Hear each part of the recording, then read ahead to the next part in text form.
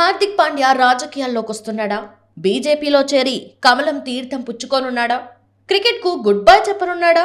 అమిత్ షా జైషాను పాండ్యా ఎందుకు కలిశాడు? రోహిత్ శర్మతో వివాదానికి దీనికి సంబంధం ఉందా? అసలు వీరి గొడవ ఏ టర్న్ తీసుకుంది? అసలు టీమిండియాలో ఏం జరుగుతుంది?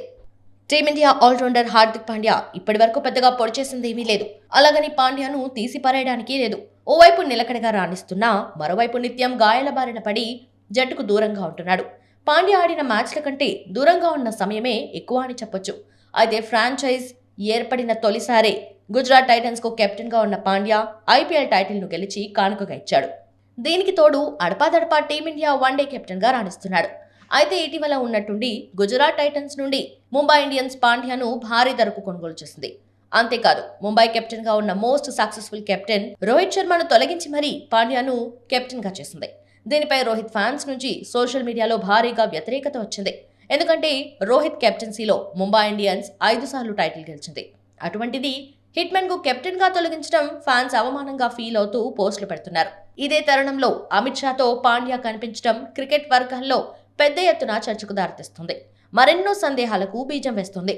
గాయం కారణంగా కొద్ది రోజులుగా ఆటకు దూరంగా ఉన్న హార్దిక్ పాండ్యా ఇటీవల గాంధీనగర్లో కేంద్ర హోంమంత్రి అమిత్ షాతో కలిసి ఓ కార్యక్రమంలో పాల్గొన్నాడు.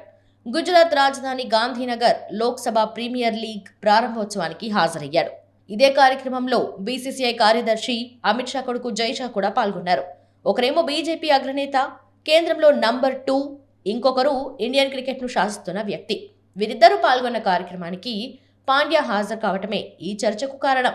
ఎంతో మంది ఉద్దండులున్న ఈ కార్యక్రమానికి పాండ్యాని ఎందుకు పిలిచారని క్రికెట్ వర్గాలు గుసగుసలాడుకుంటున్నాయి. ముగ్గురు కలిసి టోర్నీని ప్రారంభించారు. తర్వాత ఆ ఫోటోలను తమ సోషల్ మీడియా ఖాతాల్లో షేర్ చేశారు. ఈ ఫోటోలు ఇప్పుడు వైరల్ గా మారుతున్నాయి. దీంతో పాండ్యా బీజేపీలో చేరనున్నాడంటూ ప్రచారం ప్రారంభించారు.